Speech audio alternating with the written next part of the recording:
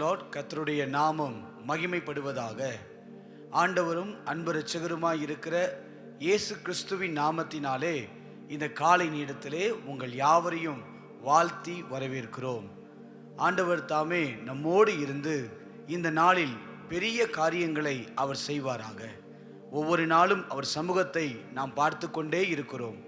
நிச்சயமாகவே நம்முடைய வாழ்க்கையில் அற்புதங்களை செய்து தேவன் பெரிய காரியங்களை அவர் செய்ய வல்லமை உள்ளவர்.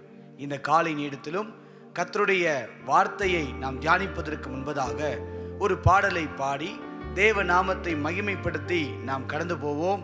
எழுப்புதலே எங்கள் வாஞ்சை, எழுப்புதலை தாரும் தேவா என்ற பாடலை கரங்கள் தட்டி உற்சாகத்தோடு நாம் பாடி கர்த்தரை மகிமைப்படுத்துவோம். சேர்ந்து பாடுவோம். காலை நேரத்தில் அவர் நாமத்தை உயர்த்தி, ஆண்டவரே உம்மையே உயர்த்துகிறோம். தேங்க்யூ லார்ட், நீர் நல்லவர் ஆண்டவரே. எழுப்புதலே எங்கள் வாஞ்சை, எழுப்புதல் தாரும் தேவா.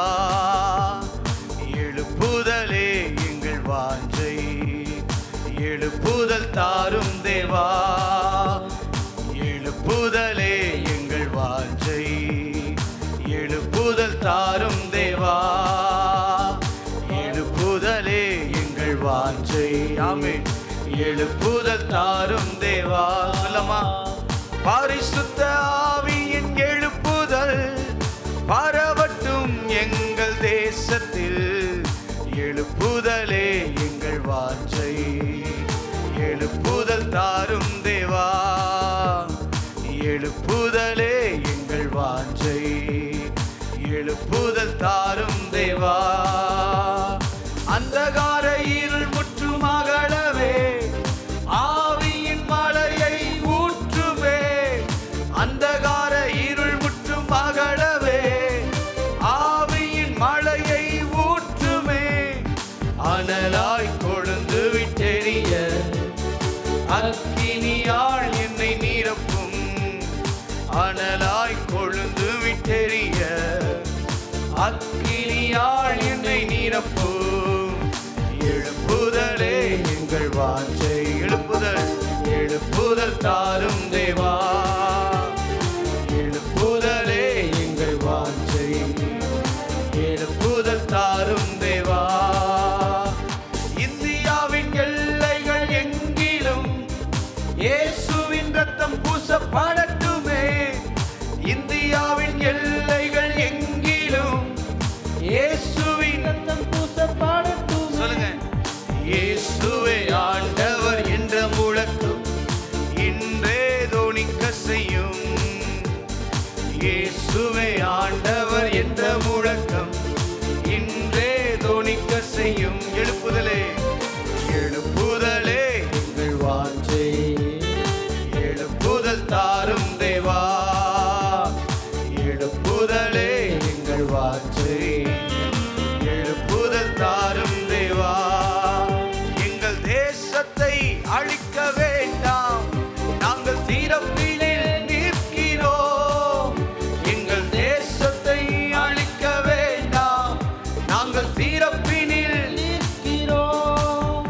தேவ கோபம் மாற வேண்டும், தேசம் இயேசுவை காண வேண்டும். தேவ கோபம் மாற வேண்டும், தேசம் இயேசுவை காண வேண்டும். எழுப்புதலே எங்கள் வாஞ்சை, எழுப்புதல் தாரும் தேவா. எழுப்புதலே எங்கள் வாஞ்சை, எழுப்புதல் தாரும் தேவா. எழுப்புதலே எங்கள் வாஞ்சை, எழுப்புதல் தாரும் தேவா. கண்களை மூடி நாம் ஜெபிப்போம். நல்ல பிதாவே, ஆண்டவராகிய இயேசுவின் நாமத்தில் இந்த காலை நேரத்தில் உம்முடைய சமூகத்தை நோக்கி நாங்கள் பார்க்கிறோம். எழுப்புதலை அடைவதற்கு உம்முடைய சமூகத்திலே நாங்கள் வந்து நிற்கிறோம். ஆண்டவரே, அநேக பரிசுத்தவான்கள் தேவ ஜனங்கள் எழுப்புதலை பார்க்க வாஞ்சையோடு நாங்கள் காத்து கொண்டிருக்கிறோம். இந்த காலை நேரத்தில் பெரிய எழுப்புதலை ஆண்டவரே நீர் கட்டளையிடும்படி நாங்கள் ஜெபிக்கிறோம். உம்முடைய வல்லமையுள்ள கரத்தின் ஆளுகைக்குள் இந்த காலை நேரத்திலே எங்களை அர்ப்பணிக்கிறோம். ஒரு மறுரூபத்தை அடைவதற்கு, எழுப்புதலை அடைவதற்கு, கர்த்தரே தெய்வம் என்று ஆண்டவரே உம்மையே தொழுது கொள்ளுகிற ஜனங்களாய் மாறுவதற்கு ஆண்டவர் எங்கள் சபைகளிலே, எங்கள் குடும்பங்களிலே, அன்று எங்கள் சபை மக்கள் மத்தியிலே ஒரு எழுப்புதலை தேவன் இந்த நாட்களிலே கட்டளையிடும்படி நாங்கள் செபிக்கிறோம். எங்களை ஆசீர்வதிப்பதற்காய் நன்றி. இயேசுவின் நாமத்தில் செபிக்கிறோம் நல்ல பிதாவே, ஆமேன், ஆமேன். அல்லேலூயா. கர்த்தருடைய நாமம் மகிமைப்படுவதாக. இந்த காலை நேரத்திலே ஆண்டவர் நம்மோடு பேசுகிற வசனம் வாசிக்கலாம். சங்கீதங்களிலே 85வது சங்கீதம் 6வது வசனத்தை நாம் வாசிக்கலாம். சங்கீதங்களிலே 85வது சங்கீதம் 6வது வசனத்தை நாம் வாசிக்க கேட்போம். உமது ஜனங்கள் உம்மில் மகிழ்ந்திருக்கும்படி நீர் எங்களை திரும்ப உயிர்ப்பிக்க மாட்டீரோ. எழுப்புதலுக்கு ஒரு சரியான ஒரு வசனம் இந்த வசனம். உமது ஜனங்கள் உம்மில் மகிழ்ந்திருக்கும்படி நீர் எங்களை திரும்ப உயிர்ப்பிக்க, ரிவைவல், மீண்டும் எங்கள் வாழ்க்கையில் ஆவிக்குரிய ஜீவியத்தில் ஒரு உயிர்ப்பித்தலை கொடுக்க மாட்டீரோ என்று சங்கீதக்காரனுடைய அந்த வார்த்தையை நாம் இன்றைக்கு கேட்கிறோம். இன்றைக்கு பார்க்க போகிற செய்தியுடைய தலைப்பும் எழுப்புதலுக்கு தேவை. எழுப்புதலுக்கு தேவை. உம்முடைய ஜனங்கள் உம்மில் மகிழ்ந்திருக்கும்படி நீர் எங்களை திரும்ப உயிர்ப்பிக்க மாட்டீரோ. நிச்சயமாகவே தேவன் எழுப்புதலை வரும் நாட்களில் கட்டளையிட அவர் வல்லமையுள்ள தேவனாய் இருக்கிறார். நிச்சயம் நாம் பார்ப்போம். பெரிய எழுப்புதலை தேவன் நிச்சயம் கட்டளையிடுவார். ஆனால் எழுப்புதல் என்பது ஏதோ ஒரு இடத்தில் இருந்தோ எங்கேயோ இருந்து தோன்றுகிறது அல்ல. முதலில் எழுப்புதல் என்பது என்னிடத்திலிருந்து, நம்மிடத்திலிருந்து, தனிப்பட்ட ஒரு மனிதனிடத்திலிருந்து துவங்க வேண்டும். அதுதான் ஒரு சரியான எழுப்புதல். நம்ம எழுப்புதலை எங்கேயோ வரும், அந்த சபையிலிருந்தோ வரும், யாரிடத்திலிருந்தோ ஒரு எழுப்புதல் காற்று வீசும் என்று பார்ப்பதை விட என்னிடத்திலிருந்து அது ஆரம்பிக்க வேண்டும். முதலில் என்னிடத்திலிருந்து ஒரு எழுப்புதல் துவங்க வேண்டும் என்று சொல்லி நாம் வாஞ்சிக்க வேண்டும். அதனால தான் இங்கே சங்கீதக்காரன் சொல்லுகிறார், நீர் எங்களை திரும்ப உயிர்ப்பிக்க மாட்டீரோ. அப்படின்னா ஏற்கனவே ஒரு உயிர்ப்பித்தல் இருந்தது, ஆனால் நம்முடைய வாழ்க்கையில் அதை நாம் இழந்து விட்டோம். ஆனால் மீண்டும் ஒரு எழுப்புதலை கட்டளையிட, மீண்டும் ஒரு பெரிய உயிர்ப்பித்தலை, ஒரு மறுரூபத்தை பார்ப்பதற்கு நாம் விருப்பமுள்ளவர்களாய் இருக்க வேண்டும். அப்போதுதான் அந்த வாசித்த வசனத்தில் ஜனங்கள் உம்மில் மகிழ்ந்திருக்கும்படி, அவரில் மகிழ்ந்திருக்க வேண்டுமானால் நமக்குள்ளே ஒரு உயிர்ப்பித்தல், நமக்குள்ளே ஒரு எழுப்புதல் முதலில் நமக்குள் தான் அது தோன்ற வேண்டும். அதுதான் மிக முக்கியமான ஒரு கருத்து. எங்கேயோ ஒரு இடத்திலிருந்து தோன்றுவதல்ல. எழுப்புதல் முதலில் என்னிடத்திலிருந்து, நம்மிடத்திலிருந்து, இப்போ நீங்கள் கேட்டுக்கொண்டிருக்கிற உங்களிடத்திலிருந்து எழுப்புதல் துவங்க வேண்டும். எழுப்புதல் உயிர் பெற வேண்டும்.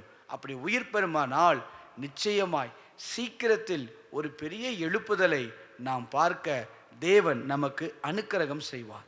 எழுப்புதல் பல வழிகளில், பல கோணங்களில், பல காரியத்திலிருந்து வெளிப்படும். உதாரணத்துக்கு நீங்கள் பார்த்தீங்கன்னா, சொசைட்டியிலிருந்து ஒரு எழுப்புதல் வர வேண்டும். ப்ரேயர் லைஃப், ஸ்பிரிச்சுவல் லைஃப், அதிலிருந்து ஒரு எழுப்புதல். இப்படி அநேக 7 விதமான பகுதிகளிலிருந்து எழுப்புதல்கள் ஒவ்வொரு பகுதியிலிருந்தும் எழும்ப வேண்டும். இன்றைக்கு நாம் பார்க்க போகிற இந்த காரியம், எழுப்புதலுக்கு தேவை என்னவென்றால் ஒரு ஸ்பிரிச்சுவல், அதாவது ஜெபம் மிக அவசியம். இன்றைக்கு எழுப்புதலுக்கு ஜெபிக்கிறவர்கள் மிக முக்கியம். நாம் ஜெபம் பண்ணுவோமானால், நம்முடைய ஜெபத்தை ஏறெடுப்போமானால் ஒரு பெரிய எழுப்புதலை சந்திக்கும் என்பதில் எந்த மாற்று கருத்துக்களும் இல்லை. இன்றைக்கு சில கருத்துக்களை மாத்திரம் சொல்லி நாம் எழுப்புதலை எப்படி நாம் பார்க்க போகிறோம், இந்த எழுப்புதலுக்கு நம்மிடத்திலிருந்து தேவையான காரியங்கள் என்ன என்பதை குறித்து பார்த்து நாம் கடந்து போக போகிறோம். முதலாவதாக நாம் வாசிக்கலாம். தானியேல் 9வது அதிகாரம் 23வது வசனத்தை நாம் வாசிப்போம். தானியேல் 9வது அதிகாரம் 23வது வசனம்.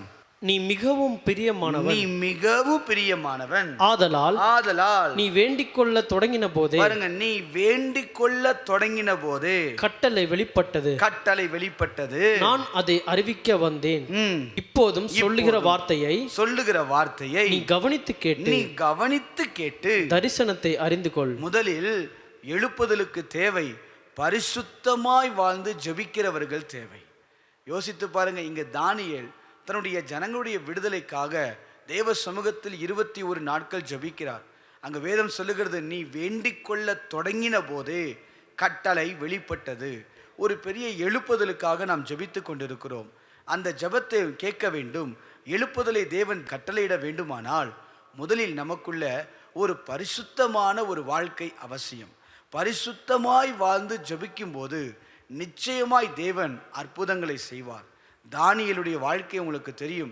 தானியேல் 1ஆம் அதிகாரம் 8ஆம் வசனத்தில் நீ வாசிப்போமானால் அங்கு சொல்லப்படுகிறது, ராஜாவின் போஜனத்தால் நான் தீட்டுப்படுதல் ஆகாது என்று தன் இருதயத்தில் தீர்மானம் பண்ணி கொண்டான்.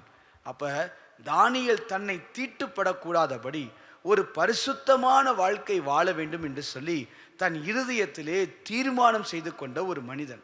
அப்ப பரிசுத்தமாய் யாரெல்லாம் வாழ்ந்து தேவ சமூகத்தில் ஜெபிக்கிறார்களோ அந்த ஜெபத்தை தேவன் கேட்டு தேவன் அற்புதங்களை செய்ய வல்லமை உள்ளவர்.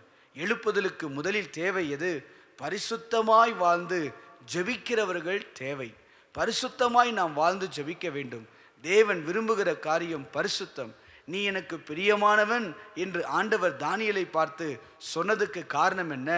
ஒரு தீட்டுப்படாதபடி, ராஜாவின் போஜனத்தினால், உலகத்தினுடைய காரியத்தினால் தீட்டுப்படாதபடி பரிசுத்தத்தின் மேல் வாஞ்சியாய் இருந்து, நான் பரிசுத்தர் ஆகையால் நீங்களும் பரிசுத்தராய் இருங்கள் என்று சொன்னதைப் போல ஒரு பரிசுத்த வாழ்க்கை வாழ்ந்து நாம் தேசத்திற்காய், நம்முடைய குடும்பத்திற்காய், நம்முடைய பிள்ளைகளுக்காய், நம்முடைய வாழ்க்கையினுடைய காரியங்களுக்காய் நாம் ஜெபிப்போமானால் நம்முடைய ஜெபத்தை கேட்டு தேவன் அற்புதங்களை செய்வார். அங்க வாசித்தோமே, நீ ஜெபத்தை செலுத்தின முதல் நாள் துவக்கியே என்றைக்கு தானியேல் முழங்கால் படியிட்டு பரலோக தேவனை பார்த்து, ஆண்டவரே இந்த காரியத்துக்கு எனக்கு விண்ணப்பத்துக்கு பதில் தாருன்னு ஜெபிக்க ஆரம்பித்தாரோ அந்த நேரத்திலேயே கட்டளை வெளிப்பட்டது. வாசிக்கலாம்.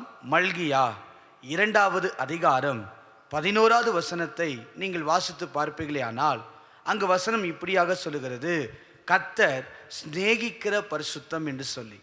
அப்படின்னா தேவன் பரிசுத்தத்தை சிநேகிக்கிறார். பரிசுத்தமாய் வாழுகிறவர்களை தேவன் சிநேகிக்கிறார். நம்ம வாசித்தோமே, பிரியமான தானியேலுக்கு இந்த ஜெபத்தை கேட்டு ஒரு பெரிய அற்புதத்தை தேவன் செய்ததுக்கு காரணம் என்ன? தானியேலுடைய வாழ்க்கையில் இருந்த பரிசுத்தம். அப்ப நம்ம பரிசுத்தத்தோடு தேவனுடைய முகத்தை நாம் தேடுவோமானால், கரங்களை உயர்த்தி நாம் நிற்போமானால் நிச்சயமாய் தேவன் அற்புதங்களை செய்வார். இன்னொரு வசனத்தை கூட நான் காட்டிக் கொடுக்கிறேன். 1 தீமோத்தேயு 2ஆவது அதிகாரம் 8ஆவது வசனத்தை நீங்கள் வாசித்து பாருங்கள். 1 தீமோத்தேயு 2ஆவது அதிகாரம் 8ஆவது வசனம் இப்படியாக சொல்லுகிறது, அன்றியும் புருஷர்கள் கோபமும் தர்க்கமும் இல்லாமல் பரிசுத்தமான கைகளை உயர்த்தி எல்லா இடங்களிலேயும் ஜெபம் பண்ண வேண்டும் என்று விரும்புகிறேன். எப்படி ஆண்டவர் ஜெபம் பண்ண விரும்புகிறார்னா, பரிசுத்தமான கைகளை உயர்த்தி ஆண்டவர் விரும்புகிற இந்த பரிசுத்தத்தோடு நாம் ஜெபிக்க வேண்டும். ஆண்டவரே, என் குடும்பத்திலே ஒரு ஆசீர்வாதத்தை கொண்டு வாரும், ஆண்டவரே என் பிள்ளைகள் வாழ்க்கையில் உயர்வை கொண்டு வாரும் என்று சொல்லி நாம் ஜெபிப்பது நல்லதுதான். ஆனால் எப்படி ஜெபிக்க வேண்டும்? எப்படி தேவன் ஒரு எழுப்புதலை, ஒரு மறுரூபத்தை, ஒரு ஆசீர்வாதத்தை கர்த்தர் நமக்கு தருவார் என்றால் பரிசுத்தமாய் வாழ்ந்து நாம் ஜெபிக்க வேண்டும். அப்போ முதலில் எழுப்புதலுக்கு தேவை ஜெபிக்கிறவர்கள். அந்த ஜெபிக்கிறவர்கள் எப்படி இருக்குன்னா, பரிசுத்தமாய் வாழ்ந்து நாம் ஜெபிக்கணும். எழுப்புதலுக்கு மாத்திரமல்ல, நம்முடைய வாழ்க்கை ஆசீர்வாதமாய் மாறணும்னாலும் பரிசுத்தம் முக்கியம். பரிசுத்தமாய் வாழ்ந்து நாம் ஜெபிக்கும் போது தேவனிடத்தில் இரக்கங்களை பெற்றுக்கொள்ளுகிறோம். அற்புதங்களை நாம் கண்டடைய முடியும். கர்த்தர் நம்மை ஆசீர்வதிக்க அவர் வல்லமையுள்ள தேவனாய் இருக்கிறார். 2ஆவதாக எழுப்புதலுக்கு எது தேவை என்றால், அப்போஸ்தலர் 1ஆவது அதிகாரம் 14ஆவது வசனத்தை நாம் வாசிக்க கேட்கலாம். அப்போஸ்தலர் 1ஆவது அதிகாரம் 14ஆவது வசனம். அங்கே இவர்கள் எல்லாரும் ஸ்திரீகளோடும் இயேசுவின் தாயாகிய மரியாளோடும் அவருடைய சகோதரரோடும் கூட ஒருமனப்பட்டு ஜெபத்திலும் வேண்டுதலிலும் தரித்திருந்தார். நல்ல கவனிங்க, ஒருமனப்பட்டு ஜெபத்திலும் வேண்டுதலிலும் தரித்திருந்தார்கள். எழுப்புதலுக்கு தேவை என்ன தெரியுங்களா? ஜெபிக்கிறவர்கள் தேவை. அந்த ஜெபிக்கிறவர்கள் எப்படி ஜெபிக்க வேண்டும்? ஒருமனப்பட்டு நாம் ஜெபிக்க வேண்டும். அப்போஸ்தலர் 2வது அதிகாரம் 1வது வசனத்தை நீங்கள் வாசித்து பாருங்கள். அப்போஸ்தலர் 2வது அதிகாரம் 1வது வசனம் வாசிக்கலாம். பெந்தெகோஸ்தே எனும் நாள் வந்தபோது அவர்கள் எல்லாரும் ஒருமனப்பட்டு, பாருங்க, அவர்கள் எல்லாரும் ஒருமனப்பட்டு ஓரிடத்தில் வந்தார்கள். அப்போ ஒருமனப்பட்டு அந்த பெந்தெகோஸ்தே நாளில் ஓரிடத்துக்கு வந்தபோது பரிசுத்த ஆவியானவர் ஊற்றப்பட்டார். அங்கு ஒரு பெரிய எழுப்புதலை தேவன் கட்டளையிட்டார். அநேகர் பார்த்து ஆச்சரியப்படும் அளவுக்கு பெரிய அற்புதங்கள், அடையாளங்கள், சபைகள் வளர்ந்து பெருகினதை நாம் வேதத்திலே வாசிக்கிறோம். இந்த காலை நேரத்தில் ஒருமனப்பட்டு நாம் ஜெபிக்க வேண்டும். ஆண்டவர் ஜெபத்தை கேட்க வேண்டுமானால், ஆண்டவர் நம்முடைய ஜெபத்துக்கு பதில் தர வேண்டுமானால் ஒருமனம் மிக முக்கியம். ஒருமனப்படும் போது அற்புதங்கள், அடையாளங்களை நாம் பார்க்க முடியும். நம்ம வீட்டில் ஒருவராய் இருந்து ஜெபிப்பதை விட கூடி ஒருமனதோடு நாம் ஜெபிக்கும் போது, கணவன் மனைவி ஒரே மனமாய் ஜெபிக்கும் போது, பெற்றோர் பிள்ளைகள் ஒருமனமாய் ஜெபிக்கும் போது, சபையாரும் ஊழியரும் ஒருமனமாய் ஜெபிக்கும் போது, ஊழியர்கள் எல்லாம் ஒருமனமாய் ஜெபிக்கும் போது தேவன் ஒரு பெரிய எழுப்புதலை, ஒரு பெரிய ஆசீர்வாதத்தை அவர் கட்டளையிட வல்லமையுள்ள தேவனாய் இருக்கிறார். அப்போஸ்தலர் 4ஆம் அதிகாரம் 24 31 வசனங்கள் வரை நீங்கள் வாசித்து பாருங்கள். ஆதி திருச்சபையினர் ஒருமனப்பட்டார்கள். அவர்கள் ஒருமனப்பட்டு கர்த்தரை நோக்கி கூப்பிட்டார்கள். வாசிக்கலாம். அவர்கள் அதை கேட்டு ஒருமனப்பட்டு தேவனை நோக்கி சத்தமிட்டு, வாசிங்க, ஒருமனப்பட்டு தேவனை நோக்கி சத்தமிட்டு, கர்த்தாவே, நீர் வானத்தையும் பூமியையும் சமுத்திரத்தையும் அவைகளுள்ள யாவற்றையும் உண்டாக்கின தேவனாய் இருக்கிறீர் சொல்லி இப்படி ஜெபிக்கும் போது அந்த இடம் அசைந்தது என்று வாசிக்கிறோம். இடம் அசையக்கூடிய அளவுக்கு தேவன் அற்புதங்களை செய்தார். இன்றைக்கு அடையாளங்கள் நடக்க வேண்டும், அற்புதங்கள் நடக்க வேண்டும். நாம் இருக்கிற இடம், தெரு பகுதிகள் அசையப்பட வேண்டும். என் குடும்பத்தில் இருக்கிறவர்கள் ரட்சிக்கப்பட வேண்டும். ஒரு எழுப்புதல் வர வேண்டுமானால் நம்முடைய வாழ்க்கையில் ஒரு மனம் மிக அவசியம். ஒருமனப்பட்டு நாம் ஜெபிக்க வேண்டும். ஒருமனப்பட்டு ஒருமனதை காத்து கொண்டு நாம் ஜெபிக்கும் போது அந்த இடத்திலே தேவன் எழுப்புதலை தருவார். ஒருமனப்பட்டு ஜெபிக்கும் போது ஆசீர்வாதங்களை தேவன் தருவார். ஒருமனப்பட்டு ஜெபிக்கும் போது அந்த ஜெபம் உடனே கேட்கப்பட்டு பதில் கொடுக்கும். ஒருமனப்பட்டு நாம் ஜெபிக்கும் போது அந்த இடத்திலே இருந்து தேவன் நம்முடைய ஜெபத்தை கேட்டு பதில் தருகிற தேவனாய் இருக்கிறார். இந்த காலை நேரத்தில் 2வது கருத்து, எழுப்புதலுக்கு தேவை ஜெபம். அது எப்படி ஜெபிக்க வேண்டும்? ஒருமனப்பட்டு நாம் ஜெபிக்க வேண்டும். முதலில் பார்த்தோம், எழுப்புதலுக்கு என்ன தேவை? பரிசுத்தமாய் வாழ்ந்து ஜெபிக்கிறவர்கள் தேவை. பரிசுத்தமாய் வாழ்ந்து, ஏனோதான வாழ்க்கை வாழ்ந்து விட்டு நாம் ஜெபிப்பதனால் எந்த பயனும் கிடையாது, எந்த அற்புதமும் நடக்காது. நம்முடைய உள்ளத்தை பார்த்து ஆசீர்வதிக்கிறவர், நம்முடைய வாயும் இருதயமும் ஒன்றாய் இருந்து நாம் அப்படிப்பட்ட அனுபவத்தோடு பரிசுத்தமாய் வாழ்ந்து நாம் ஜெபிக்கும் போது நம்முடைய ஜெபத்துக்கு பதில் தருவார். 2வதாக, ஒரு மனதை காத்துக்கொண்டு நாம் ஜெபிக்கும் போது தேவன் அற்புதங்களை செய்வார். 3வதாக, யோவான் 4ஆம் அதிகாரம் 35வது வசனத்தை நீங்கள் வாசியுங்கள். யோவான் 4வது அதிகாரம் 35வது வசனம். அறுப்புக்காலம் வருகிறதற்கு இன்னும் 4 மாதம் செல்லும் என்று நீங்கள் சொல்லுகிறதில்லையா? இதோ வயல் நிலங்கள் இப்பொழுதே அறுப்புக்கு விளைந்திருக்கிறது என்று உங்கள் கண்களை ஏறெடுத்து பாருங்கள் என்று நான் உங்களுக்கு சொல்லுகிறேன். நல்லா கவனிங்க. 3வதாக, எழுப்புதலுக்கு தேவை என்ன? தரிசன பார்வையோடு ஜெபிக்கிறவர்கள் தேவை. முதலில் பார்த்தோம், மீண்டும் சொல்லுகிறேன், பரிசுத்தமாய் வாழ்ந்து ஜெபிக்கிறவர்கள் தேவை. 2வதாக, ஒரு மனதோடு கூடி அவர் ஜெபிக்கிறவர்கள் தேவை. 3வதாக, தரிசன பார்வையோடு, ஆண்டவரே, விளை நிலங்கள் இருக்கிறது, விளைந்திருக்கிறது, கண்களை ஏறெடுத்து பார்த்து அப்படிப்பட்ட ஒரு தரிசன பார்வையோடு ஜெபிக்கிறவர்கள் எழுப்புதலுக்கு தேவை. இன்றைக்கு நம்ம அப்படி ஜெபித்து பழக வேண்டும். நம்முடைய பிள்ளைகளை குறித்து வளர்க்கும் போது ஒரு தரிசன பார்வை இன்றைக்கு இருக்கிறது.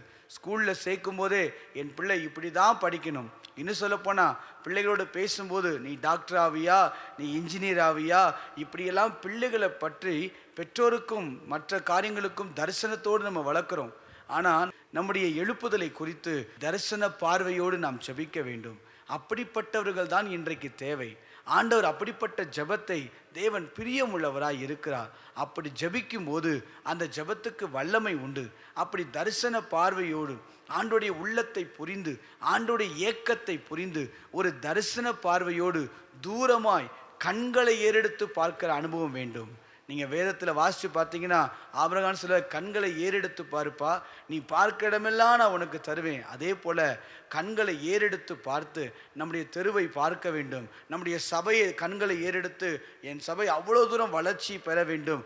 ஒரு தூர பார்வையோடு நம்ம பார்த்து நாம் ஜெபிப்போமானால் கர்த்தர் நிச்சயமாய் நம்முடைய வாழ்க்கையில் ஆசீர்வதிக்க அவர் வல்லமையுள்ள தேவனாய் இருக்கிறார். நான்காவதாக எழுப்புதலுக்கு என்ன தேவை? எப்படிப்பட்ட ஜெபிக்கிறவர்கள் தேவை? யோவான் 8வது அதிகாரம் 29வது வசனத்தை நீங்கள் வாசியுங்கள். யோவான் 8வது அதிகாரம் 29வது வசனத்தை நாம் வாசிக்க கேட்போம். என்னை அனுப்பினவர் என்னுடனே கூட இருக்கிறார். பிதாவுக்கு பிரியமானவைகளை பாருங்க, பிதாவுக்கு பிரியமானவைகளை நான் எப்போதும் செய்கிறபடியால் அவர் என்னை தனியே இருக்க விடவில்லை. அடுத்து நான்காவதாக எழுப்புதலுக்கு தேவை எப்படிப்பட்டவர்கள்? தேவனோடு ஒரு ஐக்கியத்தில் இருந்து கொண்டு ஜெபிக்கிறவர்கள் தேவை. இன்னைக்கு எழுப்புதல் அப்படின்னு சொன்ன உடனே ஒரு கூட்டத்தில் கூடி ஜெபிக்கிறவர்கள் அல்ல, தேவ உறவில் தேவனோடு இருக்க ஒரு ஐக்கியத்தில் பலப்பட்டு எப்போதும் ஜெபிக்கிற அப்படிப்பட்டவர்கள் மூலமாக தான் எழுப்புதலை தேவன் கட்டளை இடுவார். ஒரு நாளைக்கு ஜெபிக்கிற அனுபவம் அல்ல, அல்லது ஏதோ ஒரு கூட்டத்தில் வந்து ஜெபிக்கிற அனுபவம் அல்ல, அல்லது ஏதோ ஒருவர் சொல்லி பாரப்படும் போது அந்த நேரத்துக்கு மாத்திரம் ஜெபிக்கிற அனுபவம் அல்ல. தேவ உறவை வாஞ்சித்து தேவனோடு எப்போதும் ஒரு ஐக்கியம், தேவனோடு எப்போதும் ஒரு ஃபெலோஷிப்போடு இருக்கிற ஒரு நபரால் தான் எழுப்புதலுக்கு அற்புதமாய் ஜெபித்து ஆசீர்வாதத்தை கொண்டு வர முடியும். யாத்திராகமம் 24ஆம் அதிகாரம் 1-10 வசனங்களை நீங்கள் வாசித்து பாருங்கள். தேவனுக்கு அருகில் வந்து நின்று நாம் ஜெபிக்க வேண்டும். யோசித்து பாருங்க, அங்க ஆண்டவர் சொல்வார். 2ஆம் வசனத்தை வாசிப்போம். யாத்திராகமம் 24வது அதிகாரம் 2வது வசனம். மோசே மாத்திரம் கர்த்தரிடத்தில் சமீபித்து வரலாம். அவர்கள் சமீபித்து வரலாகாது. யாரு? அவர்கள் எல்லாம் சமீபித்து வரலாகாது. ஜனங்கள் அவனோட கூட ஏறி வர வேண்டாம் என்று. நல்ல கவனிங்க, மூப்பர்கள் இருந்தாங்க, இஸ்ரவேல் ஜனங்கள் இருந்தாங்க, 70 பேர் இருந்தாங்க, எல்லாரும் இருந்தாங்க. ஆனா மோசேயை மாத்திரம் கர்த்தர் பிரித்து கொண்டு வந்து, ஏன்? அவருக்குள்ளே இருக்கிற அந்த தேவ உறவு மற்றவர்களை காட்டிலும் அவருக்கும் தேவனுக்கும் இருக்கிற உறவு வித்தியாசமாக இருந்தது. அந்த ஐக்கியம், அந்த பலம் என்ன செய்யுதுன்னா மற்றவர்களை விட்டு பிரித்து கொண்டு வந்து மோசே மாத்திரம் சமீபித்து வரலாம் என்கிற அந்த அனுபவத்துக்குள் யாரெல்லாம் வருகிறாங்களோ அவங்க ஜெபிக்கும் போது கர்த்தர் எழுப்புதலை கொண்டு வருவார். எழுப்புதலுக்கு என்ன தேவை? தேவனோடு இருக்கிற உறவு, தேவனோடு இருக்கிற ஐக்கியம் அதிகமாக இருக்க வேண்டும். மனிதனோடு இருக்கிற ஐக்கியங்களை தவிர்த்து விட்டு தேவனோடு அதிக நேரம் செலவிடுகிற ஒரு மனிதனால் மாத்திரம்தான், ஒரு தேவ மனிதன் மூலமாய் தான் கர்த்தர் எழுப்புதலை கட்டளை இடுவார். அப்போஸ்தலர் 8வது அதிகாரம் 29வது வசனத்தை நீங்கள் வாசித்து பாருங்கள். அப்போஸ்தலர் 8வது அதிகாரம் 29வது வசனத்தை நாம் வாசிக்கலாம். ஆவியானவர் நீ போய் அந்த ரதத்துடனே சேர்த்துக்கொள். பாருங்களேன், பிலிப்பை நோக்கி சொல்றாரு, ஆவியானவர் போ அந்த ரதத்துடனே சேர்ந்து கொள். இதே போல ஆண்டவர் நம்மை லீட் பண்ணுகிற அவருடைய உறவில் இருக்கிறவங்கள தான் கர்த்தர் நடத்த முடியும். ஒரு எழுப்புதலுக்கு கர்த்தரோடு சேர்த்து கொள்றதுன்னா அப்படிப்பட்ட அனுபவங்களுக்கு நேராய் நாம் கடந்து போக வேண்டும். நிறைய வசனங்களை காட்டி கொடுக்க முடியும். இந்த காலை நேரத்திலே நான்காவதாக எழுப்புதலுக்கு தேவை ஜெபிக்கிறவர்கள் எப்படிப்பட்டவர்களாய் இருக்க வேண்டும்? தேவ உறவில் வாழ்ந்து ஜெபிக்கிறவர்கள் எழுப்புதலுக்கு தேவை. தேவனோடு ஒரு ஐக்கியம், நோவாவை போல தேவனோடு ஒரு ஐக்கியம் இருக்க வேண்டும்.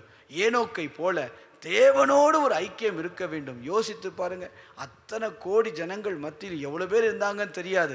ஆனா ஒருவர் நீதிமானா இருந்தா, ஒருவர் தேவ உறவிலே இருந்தார். இப்படி வரிசையா சொல்ல முடியும்.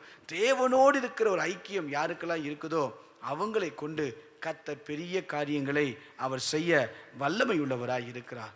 அடுத்து எழுப்புதலுக்கு தேவை என்ன? ஐந்தாவதாக லூக்கா 6வது அதிகாரம் 12வது வசனத்தை நீங்கள் வாசியுங்கள். லூக்கா 6வது அதிகாரம் 12வது வசனத்தை நான் வாசிக்க கேட்கலாம். அந்நாட்களிலே அவர் ஜெபம் பண்ணும்படி ஒரு மலையின் மேல் ஏறி, இயேசு ஜெபம் பண்ணும்படி ஒரு மலையின் மேல் ஏறி ராம் முழுவதும் தேவனை நோக்கி ஜெபம் பண்ணி கொண்டிருந்தார். அப்ப யாரு தேவை அப்படின்னா, இரவு விழித்திருந்து ஜெபிக்கிறவர்கள் தேவை. எழுப்புதல் என்பது பல இடங்களிலிருந்து தோன்றும். குடும்பத்திலிருந்து வர வேண்டும், சமுதாயத்தின் பார்வையிலிருந்து உருவாக வேண்டும், இப்படி நிறைய காரியங்கள் இருந்து உருவாக வேண்டும். அதுல இந்த ஜெபம், ஆவிக்குரிய ஜெபம் முக்கியம். எழுப்புதலுக்கு ஜெபம் மிக அவசியம்.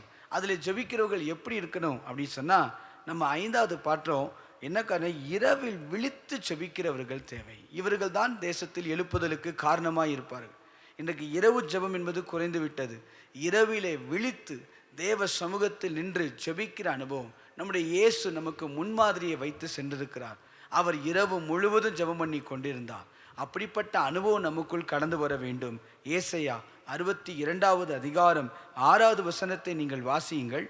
ஏசாயா 62வது அதிகாரம் 6வது வசனத்தை நீங்கள் வாசியுங்கள். எருசலேமே, உன் மதில்களின் மேல் பகல் முழுவதும் ராம் முழுவதும் ஒரு காலம் மௌனமாயிராத ஜாமக்காரரை கட்டளையிடுகிறேன்.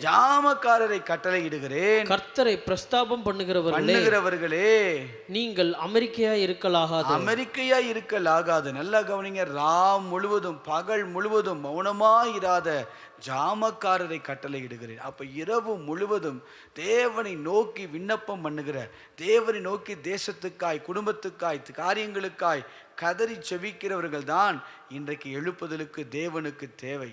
இந்த காலை நேரத்தில் 5 கருத்துக்களை நான் பார்த்தோம். முதலில் எழுப்புதலுக்கு ஆண்டவர் விரும்புகிறார், உமது ஜனங்கள் உம்மில் மகிழ்ந்திருக்கும்படி நீர் எங்களை திரும்பவும் உயிர்ப்பிக்க மாட்டீரோ. ஆண்டவர் ஒரு உயிர்ப்பித்தலை இந்த நாட்களில் கொடுக்க விரும்புகிறார். அநேக பரிசுத்தவான்கள், தேசத்தில் இருக்கிற ஜனங்கள், அநேகுடைய விருப்பம் என்ன?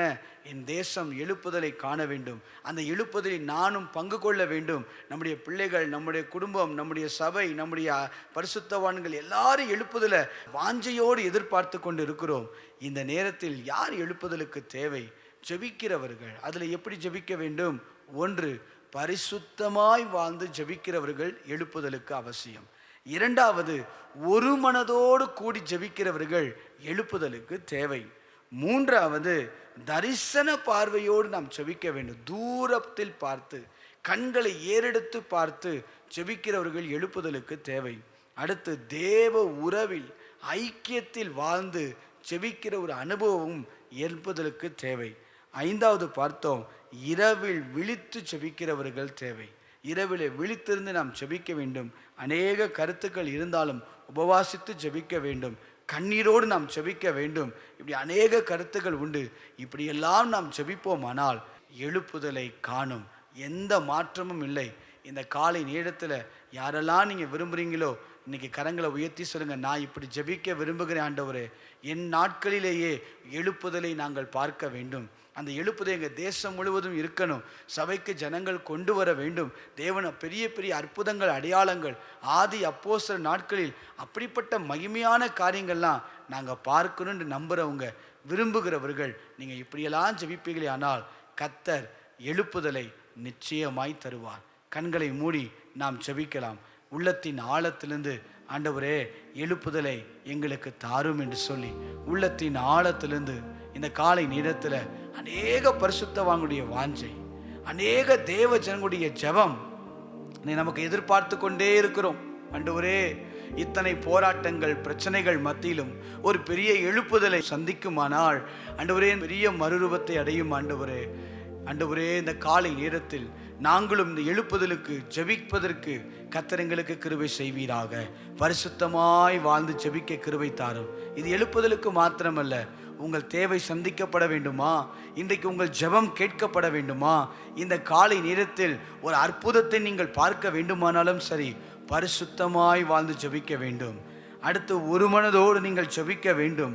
ஒரு தரிசன பார்வையோடு, விசுவாசத்தோடு நீங்கள் ஜெபிக்க வேண்டும். இப்படியெல்லாம் நம்ம ஜெபிக்கும் போது தான் கர்த்தர் ஜெபத்துக்கு பதில் தருவார். கண்களை மூடி இருதயத்தின் ஆழத்திலிருந்து அர்ப்பணித்து ஜெபம் பண்ணுங்க. ஆண்டவரே, நாங்கள் அப்படி ஜெபிப்பதற்கு கர்த்தர் எங்களுக்கு கிருபை தருவீராக. ஏதோ ஒரு கூட்டத்தில் இணைந்து ஜெபிக்கிற அனுபவம் அல்ல, தேவ உறவில் நின்று ஒவ்வொரு நாளும் வாஞ்சித்து விருப்பத்தோடு ஜெபிக்கிற ஒரு கிருபையை கர்த்தர் எங்களுக்கு தந்து இந்த நாளில் எங்களை நடத்துவீராக. எழுப்புதலை காணட்டும் ஆண்டவரே. எங்கள் கண்ணீர் வற்றாத அளவுக்கு நாங்கள் ஜெபிக்கிற கிருபையை கர்த்தர் எங்களுக்கு தருவீராக.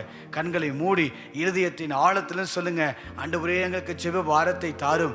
அப்படி ஜெபிக்கிறவர்களாய் எங்களை மாற்றும். எழுப்புதலை காணும் வரை எங்கள் கண்ணீர் வற்றவே கூடாது. எழுப்புதலை காணும் வரை எங்கள் முழங்கால்கள் சோர்ந்து போகவே கூடாது. எழுப்புதலை காணும் வரை எங்கள் கரங்கள் ஆண்டவரே தாழ விழவே கூடாது. எழுப்புதலை காணும் வரை எங்கள் சத்தம் குறையவே கூடாது. எங்கள் ஜெபம் குறையவே கூடாது. எங்களுடைய வாழ்க்கையில பரிசுத்தம் குறையவே கூடாது. ஆண்டவரே, அப்படிப்பட்ட ஒரு அனுபவத்தை கர்த்தர் எங்களுக்கு தந்து நடத்துவீராக. இந்த காலை நேரத்திலே ஜெபித்துக் கொண்டிருக்கிற ஒவ்வொருடைய வாழ்க்கையிலும் ஆசீர்வாதம் உண்டாகட்டும். எழுப்புதலுக்கு இவர்கள் காரணமாய் மாறட்டும். மகிமை விளங்க பண்ணுவீராக. அற்புதங்களை கர்த்தர் செய்வீராக. நாங்கள் ஜெபிக்கிறோம் ஆண்டவரே. ஆண்டவரே, உம்முடைய எழுப்புதலை காண நாங்கள் வாஞ்சியாய் இருக்கிறோம். அற்புதங்களை செய்யும். இந்த காலை நேரத்தில் ஜெபத்தை பதிவிட்டு கொண்டிருக்கிற ஒவ்வொருடைய குடும்பத்திற்காய், ஒவ்வொருடைய தனிப்பட்ட வாழ்க்கைக்காய் நான் ஜெபிக்கிறேன். இயேசுவின் நாமத்தில் சுகமளிக்கும் வல்லமை பாயட்டும். வியாதிகள் மாறட்டும். பலவீனங்கள் மாறட்டும். சுகம் உண்டாகட்டும். அற்புதங்கள் நடக்கட்டும். தடைப்பட்ட காரியங்கள் இயேசுவின் நாமத்தில் திறக்கப்படும்படி நாங்கள் ஜெபிக்கிறோம். அற்புதங்களை செய்வீராக. இந்த நாளில் ஒரு பலத்த பாதுகாப்பும் தேவன் துணையும் இருந்து நீர் நடத்தும்படி நான் ஜெபிக்கிறேன். ஆசீர்வதியும், பலப்படுத்தும். இயேசுவின் நாமத்தில் ஜெபிக்கிறோம் நல்ல பிதாவே, ஆமென். சேர்ந்து சொல்லுவோம், என் ஆத்துமாவே கர்த்தரை ஸ்தோத்திரி, என் முழு உள்ளமே அவர் பரிசுத்த நாமத்தை ஸ்தோத்திரி. என் ஆத்துமாவே கர்த்தரை ஸ்தோத்திரி, அவர் செய்த சகல உபகாரங்களையும் மறவாதே. ஆமென்.